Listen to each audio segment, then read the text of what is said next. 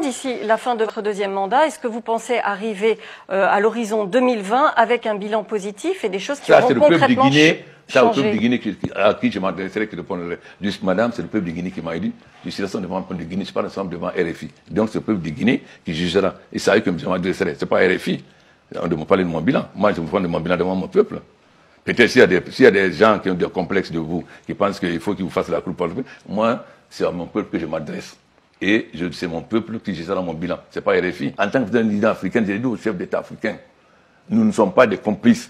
Nous ne sommes pas un syndicat de chefs d'État. Nous devons dire les 4 vérités. Je l'ai dit publiquement à l'Union africaine, tout le monde a entendu. Mais ça ne vous intéresse pas. Non, mais si, vous avez dit aussi... Ce qui vous intéresse, c'est venir en Guinée avec des idées arrêtées.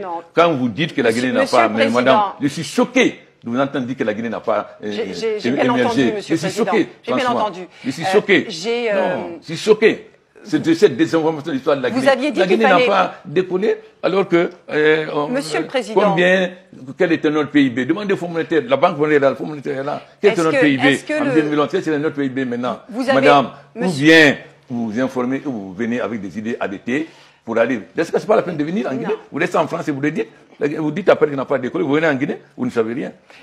Quand en 2000, ceux qui sont venus ici en 2011, il y avait combien d'hôtels? Et s'ils pouvaient dormir?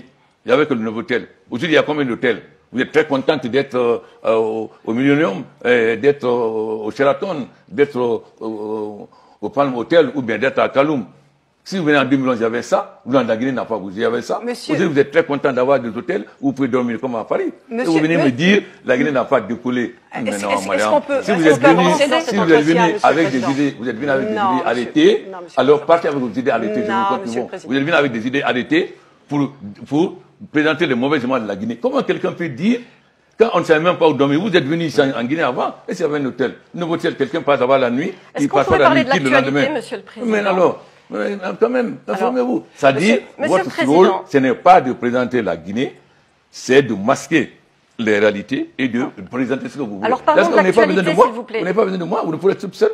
Vous ne rêvez pas, c'est bien un chef d'État africain qui parle. Le professeur Alpha Condé, président de la République de Guinée, a décidé face aux journalistes des médias français RFI, TV5 et Le Monde de mettre les pieds dans le plat. Cette interview passée inaperçue pour certains marquait pourtant le début de la fin d'un vieux complexe entretenu pendant longtemps par certains chefs d'État africains vis-à-vis des médias occidentaux. Cette saine colère du président Alpha Condé devrait inspirer certains chefs d'État africains enfuis dans un complexe qui les amène à penser que pour exister, il faut parler aux médias occidentaux. Ils débloquent chaque année des sommes colossales pour exister dans ces médias et pourtant ils reçoivent en retour presque toujours de la condescendance et du mépris. Malgré cela, ils sont les premiers à courir derrière ces médias, non sans dénigrer leurs médias nationaux et les médias panafricains.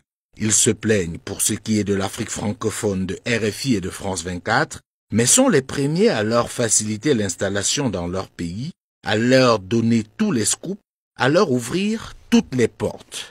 Une attitude qui traduit à suffisance leur extraversion émanant de leur manque de légitimité dans leur pays. Pour eux, il est plus important d'être bien vu à Paris qu'à Yaoundé, Abidjan, Libreville ou encore Brazzaville. Merci, Monsieur le Président, de nous avoir reçus ici à Conakry, d'avoir répondu à nos questions, parfois de façon un peu vive et compliquée. Non, parce que vous êtes venu déformer l'histoire de la Guinée. Non, Monsieur le Président. Non, madame, vous n'êtes jamais venu en Guinée, vous dites que la Guinée n'a pas... Vous êtes venu déformer l'histoire de la Guinée. Il y a toujours une première fois, Monsieur le Président. Vous êtes libre. De toute façon, madame, je vais vous dire, ce n'est ni TV5, ni RFI qui va décider du destin du peuple de la Guinée. Le peuple de la Guinée, c'est où il va. Et non, vous pensez que peut-être votre journal, vous pensez que peut-être c'est la... parce qu'il y a beaucoup de chefs d'État qui vous courent après. Vous pensez que moi, je dis que le peuple de Guinée sait ce qui se passe chez lui. Et je n'ai aucun complexe. Je n'ai aucun complexe des journaux français ou américains ou chinois.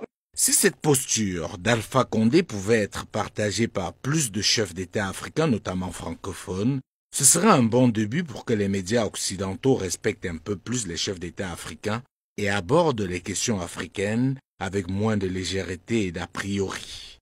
Malheureusement, nous en sommes encore très loin au regard de la réalité, notamment après des révélations comme celle de ces derniers jours.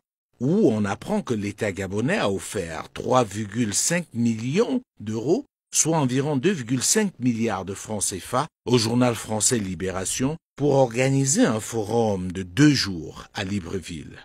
Des scandales comme cela existent dans plusieurs autres pays africains, car par complexe, on préfère enrichir les médias occidentaux, les rendre puissants et paradoxalement se plaindre de leur ligne éditoriale sur l'Afrique. Faut donc définitivement briser ce mur de complexe. La guerre aujourd'hui est avant tout une guerre de communication.